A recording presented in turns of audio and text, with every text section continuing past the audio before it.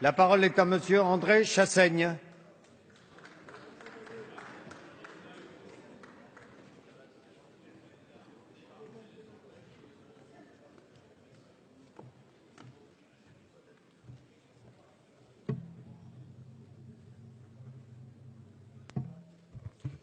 Monsieur le Président, mes chers collègues, Messieurs les ministres, c'est avec émotion que je m'associe au nom de mon groupe à l'hommage unanime rendu aux soldats morts en Centrafrique. À peine un an après l'engagement de la France au Mali, notre pays se lance dans une nouvelle opération sur le continent africain. Après l'opération Serval qui devait s'achever en juillet dernier, le président de la République vient de déclencher l'opération Sangaris, qui se traduit par le déploiement de 1600 soldats français. Il s'agit de la 50e intervention française en Afrique subsaharienne depuis les indépendances d'il y a 50 ans. Cette intervention en Centrafrique s'inscrit dans une longue lignée d'opérations menées par les troupes françaises dans cette colonie, indépendante officiellement depuis 1960, en proie à la pauvreté, à l'instabilité et au conflit. Autant d'interventions qui n'ont jamais permis de répondre aux maux qui gangrènent la Centrafrique. La Centrafrique, si elle n'est pas dénuée de ressources naturelles, est classée parmi les États les plus pauvres de la planète, occupant la 160e place sur 177 selon le classement de l'indicateur de développement humain du Programme des Nations Unies pour le développement. La France y est le premier investisseur. Il est impossible, dès lors, de prendre part à ce débat sur l'engagement des troupes françaises en Centrafrique sans ouvrir le dossier de la France-Afrique. Tous les 10 ans ou presque, un président de la République centrafricaine chasse l'autre par un coup d'État, derrière lequel la France n'est jamais très loin. Le peuple centrafricain a ainsi vu défiler des personnages insensibles à son sort, aussi corrompus qu'irresponsables. Les uns après les autres, les dictateurs ont été choisis et maintenus au gré de nos intérêts, entre guillemets, mais aussi pour protéger des bases militaires françaises dans ce pays considéré comme un porte-avions au centre de l'Afrique, utilisé lors de nombreuses interventions militaires dans la région.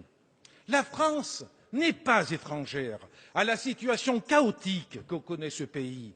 Elle porte une responsabilité historique dans la tragédie centrafricaine. Elle n'est donc pas la plus qualifiée pour intervenir. C'est un paramètre que nous ne pouvons pas ignorer, même si, je le dis clairement, il n'est pas question de tergiverser pour la protection des populations civiles, premières victimes des violences sanglantes qui déchirent ce pays. Monsieur le ministre des Affaires étrangères a déclaré face à la communauté française de Bangui le 13 octobre dernier, je cite, « Sachez que l'amitié traditionnelle qu'a portée la France à la Centrafrique, nous voulons la manifester de nouveau pour aujourd'hui et pour demain. » Pourtant, notre histoire commune est marquée par de sombres affaires. Nous gardons en mémoire le pitoyable sacre de l'ancien sous-officier de l'armée française devenu l'empereur Bokassa Ier en présence de la diplomatie française. Malgré ce soutien, le président Valéry Giscard d'Estaing a décidé de débarquer son ancien ami devenu trop encombrant, incontrôlable, qui menaçait nos intérêts pour installer au pouvoir le président David Dacko pour ensuite favoriser la dictature du général Kolimba. Il sera remplacé par le dictateur Ange Félix Patassé, qui sera quant à lui chassé du pouvoir en mars 2003 par le général Bozizé, un jeu de chaises musicales orchestré par l'ancienne puissance coloniale. En 2007, face à la multiplication des mouvements rebelles sous influence soudanaise et tchadienne, les parachutistes français sautent sur Birao, dans le nord de la République centrafricaine. C'est de ce nord musulman qu'est venue en décembre 2012 l'offensive des rebelles de la Séléka qui, le 24 mars dernier, porta au pouvoir Michel Djotodia. Dans un réflexe hérité de l'histoire, le président Bozizé a vainement appelé à l'aide la France avant de prendre la fuite. C'est ainsi que l'actuel président centrafricain est arrivé au pouvoir avec le soutien des rebelles de la Séléka qui sont devenus ses propres ennemis, Michel Djotodia qui en appelait à la France après avoir dissous la coalition rebelle de la Séléka. Aussi, au regard de notre histoire en Centrafrique, on peut légitimement s'interroger sur les différentes motivations d'une nouvelle intervention dans l'ancienne colonie.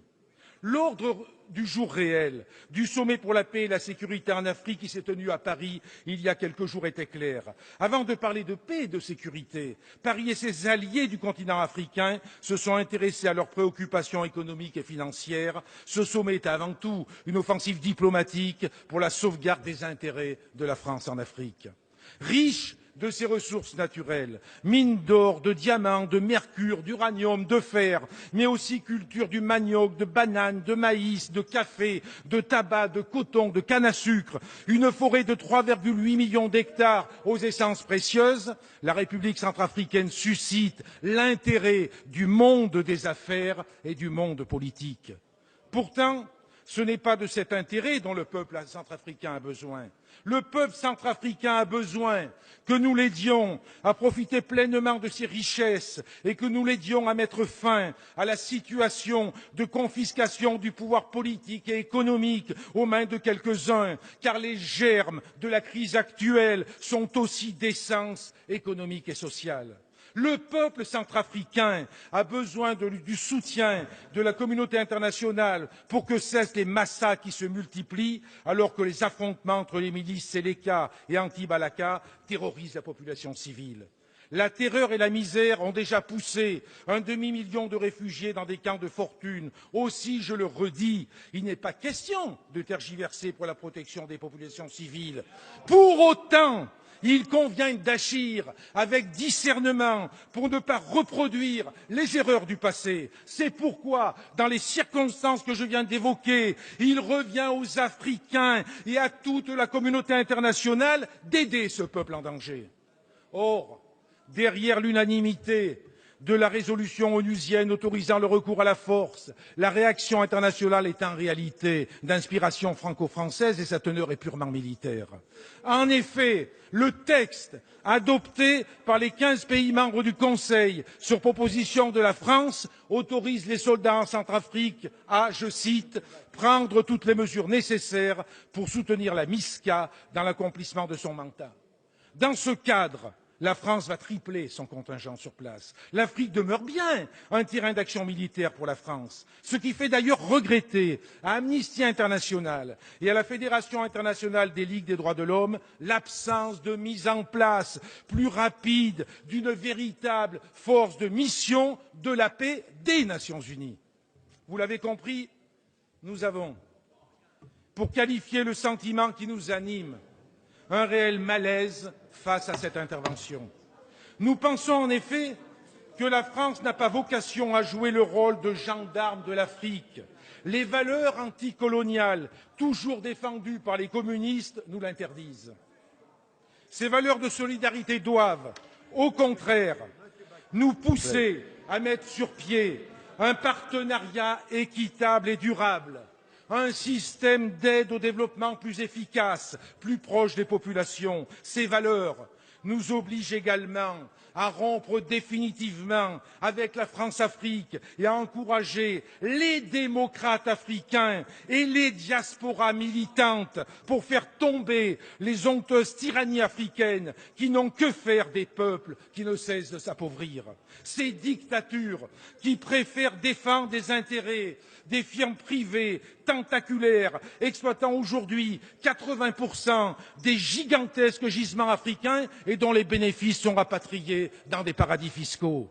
Notre pays a une dette morale considérable envers le peuple de Centrafrique, une dette qui nous oblige à reconnaître que nous n'étions pas les mieux à même pour intervenir dans la situation dramatique qui le frappe.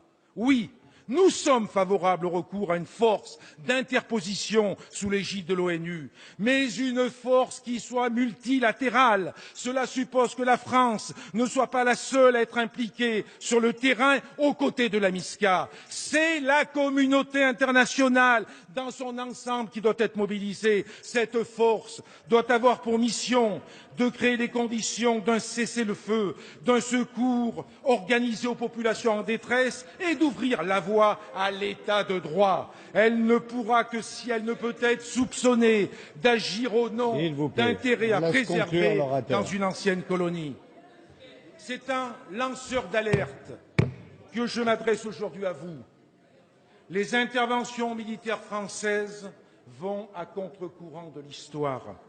La mission de la France, c'est de défendre la stabilité et la paix des peuples en Afrique.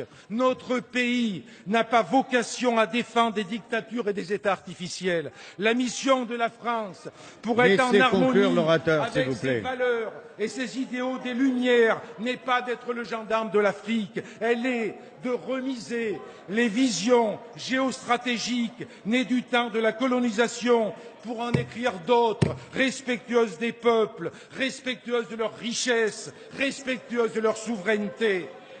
Chers collègues, c'est ainsi que la France grandira. Merci, Monsieur Chassaigne.